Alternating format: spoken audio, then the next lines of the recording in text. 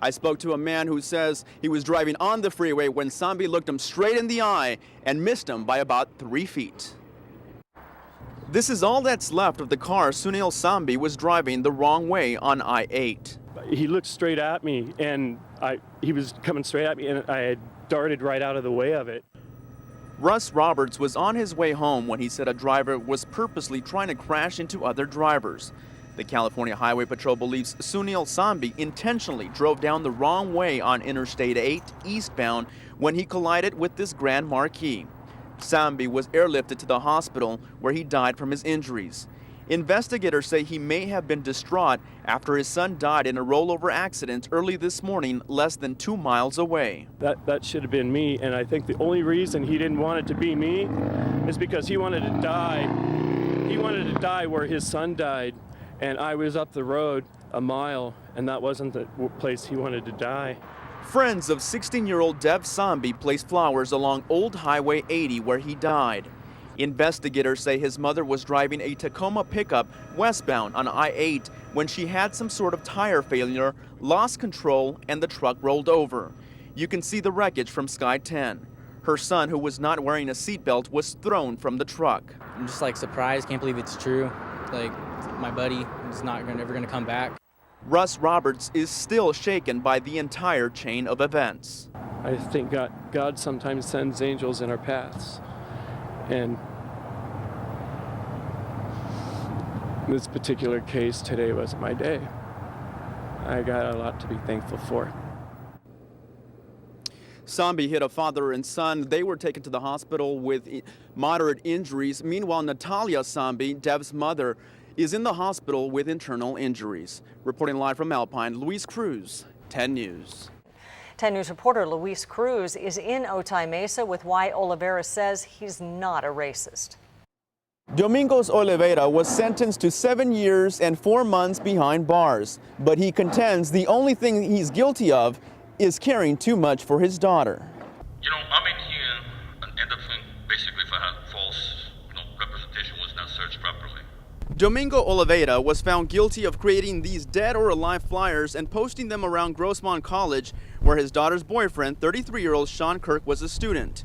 The flyers also pointed out that Kirk was a registered sex offender. Oliveira maintains he did not create the flyers and he doesn't know who did, but he does admit to emailing his daughter and Kirk a different flyer to get them to break up. Oliveira was also convicted of a hate crime. Kirk is black. Are you a racist? So the people know me all my life. I come from New York. I was raised in South Jamaica. Okay? People that know me, they can go and ask, interview any hundreds of people that have been going through the prison system right now with me, people that were in jail with me back in 20 years ago, and they'll tell you people out in the street that I'm not racist.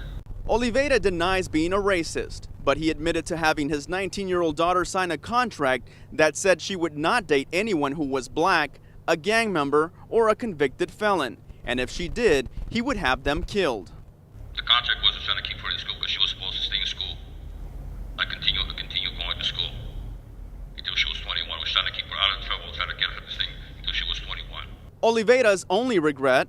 I'm sorry that I tried to care. I'm sorry that I fought for her. Oliveira says he plans to review his case to see where his attorney went wrong.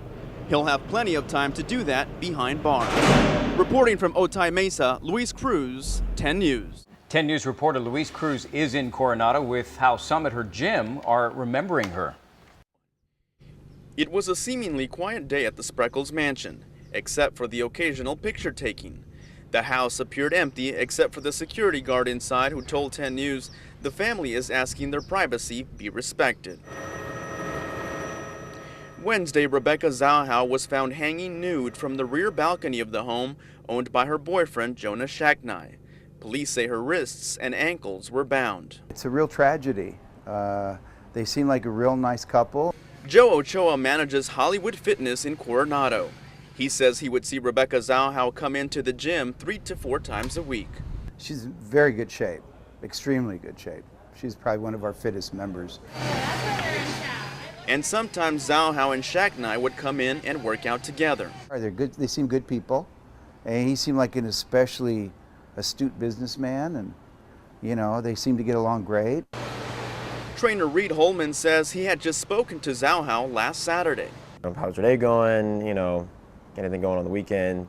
She had mentioned they're getting ready for some party or something like that, and you know, seemed happy and upbeat about it. And Monday, Rebecca Zhao Hao was reportedly watching over her boyfriend's son Max when he was severely injured inside the Spreckles mansion.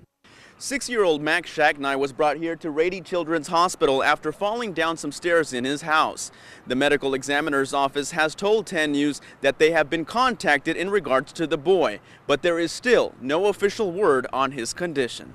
Authorities still haven't ruled Zhao Hao's death a homicide or a suicide. In Coronado, Luis Cruz, 10 News. Police say the incident took place here at St. Therese of Carmel Church. According to a police report, Kobe Bryant grabbed the guy's wrist to take his cell phone away when he thought the guy was taking pictures of him with the phone. Parishioners who attended Mass this morning at St. Therese of Carmel Catholic Church were surprised by the allegations against NBA superstar Kobe Bryant. Off camera, one parishioner told us police were here interviewing the staff on Monday. Hard to believe. Hard to believe that he would. Police tell 10 News that while Kobe was attending St. Therese of Carmel Church with his wife on Sunday, Bryant saw Agos attempting to snap a picture of him with a cell phone camera. Investigators say Bryant grabbed the phone, looked through it, and when he didn't see any pictures of himself, he left the church. Police say Agos went to the hospital and claimed in the police report his wrist had been sprained. He has every right to have his privacy. Many of the people we spoke to said they're not sure if they believe the allegations, but most agreed people should not be taking pictures at church. Sometimes you can flare up, lose your temper. I've done it myself, and maybe you snatch a phone from somebody. So I don't blame him. I think he has a right to his privacy, and if he doesn't want his pictures taken, then we need to respect that as well. The San Diego Police Department says the report against Kobe Bryant was filed by 21-year-old Tomas Agos.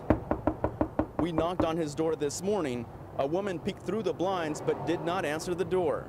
She only said, "Sorry, no." The staff at St. Therese of Carmel is not commenting, and Kobe Bryant's agent has not returned our calls. Reporting from Carmel Valley, Luis Cruz, 10 News. The waters off Mission Beach were supposed to be open to the public today, but a surfer says he saw a shark at about 8:15 this morning. You can see over my shoulder. Lifeguards are out there on a boat looking for it right now. Firefighters and lifeguards searched for the shark from the air and in the water.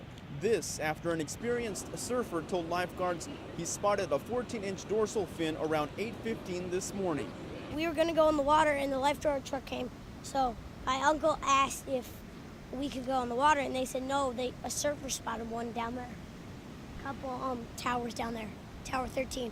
Surfer spotted a shark. This comes less than 24 hours from when lifeguard Todd Rice says he spotted a shark in the same area of Mission Beach. And less than 2 days from when a teenager says he spotted a shark and took a picture of it off Torrey Pines Beach.